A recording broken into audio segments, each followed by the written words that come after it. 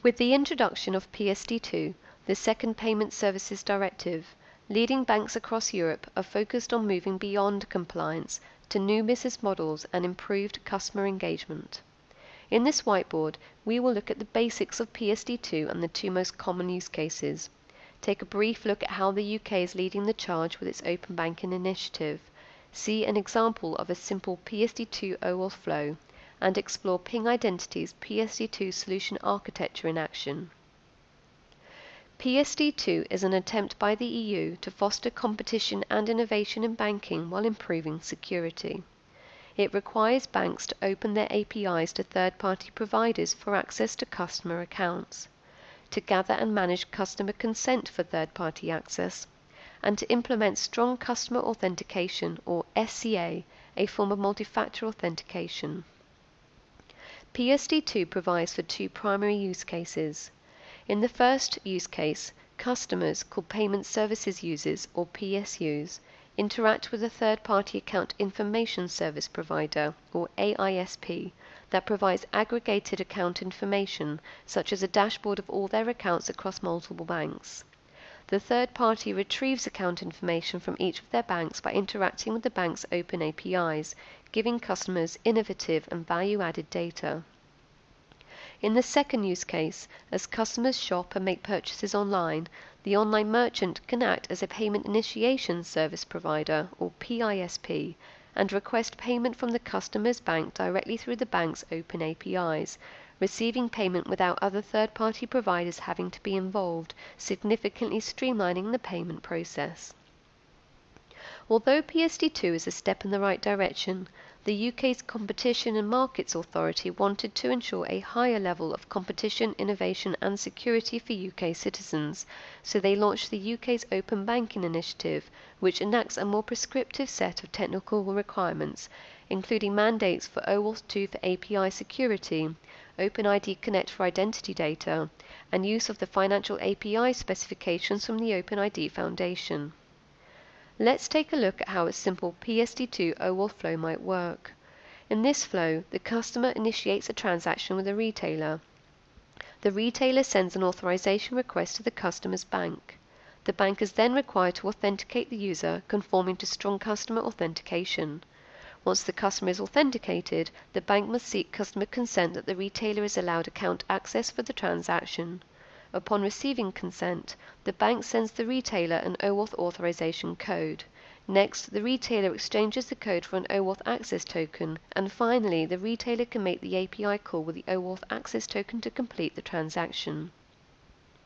Now let's go a little deeper and see what Ping's PSD2 and Open Banking Solution architecture looks like and how it works. In this example, there are three parties: PAM, PAM's bank, the Royal Bank of Trafalgar, and MyMoney, a third-party account information service provider. In this example, we are going to focus on the solution architecture required for the bank to not only comply, but also make the customer interactions as simple and seamless as possible. The flow starts with Pam requesting a new account dashboard for her bank accounts in the third-party app. Although this dashboard might represent accounts across many banks, we will focus on the interaction with one bank, as the others would conform to the same pattern. The third party then sends an OAuth 2 authorization request to her bank. The bank uses the Ping Identity platform for their PSD2 solution, so that request is sent to Ping Federate, our enterprise federation server. Ping Federate will manage the OAuth flow in combination with other components of the Ping Identity platform. The bank must now use strong customer authentication to authenticate PAM. Ping Federate handles the authentication flow, first validating her credentials, the first factor, something she knows, against Ping Directory, Ping's user store. It then uses Ping ID, Ping's multi-factor authentication service, to send a push notification to Pam's phone, the second factor, something she has, and requires her to use Touch ID, the third factor, something she is, to complete the strong authentication.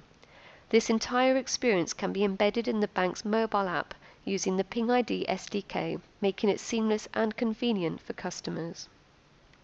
Now that the bank has authenticated Pam, they must ask Pam for consent for the third party to access Pam's bank data. Ping Federate handles this flow as well and could use the Ping ID SDK to embed the request in the bank's mobile app. The bank must also manage the consent by storing it in an auditable fashion, which they can do using Ping Data Governance, a component of the platform that manages and governs data access based on policy. Now that PAM is authenticated and has given consent, the bank can send an OAuth authorization code back to the third party. This is also handled by Ping Federate. The third party can exchange this authorization code for an OAuth access token via a secure backchannel API call to Ping Federate. The third party then uses the access token to make the API call. The bank uses Ping Access, Ping's enterprise access management technology, as the OAuth resource server, so all API calls are routed through the Ping Access proxy. Ping Access sends the token to Ping Federate for token validation.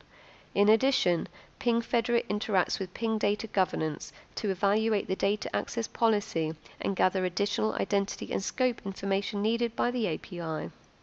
Ping Access then evaluates relevant access control policies and, if access is granted, forwards the request onto the bank's API with the relevant additional identity data and scope. Finally, the bank's API completes the transaction and returns the result to the third party. For more on how the Ping Identity Platform can enable your organization to meet PSD2 and open banking requirements, read the Technical Solution Guide at pingidentity.com/PSD2.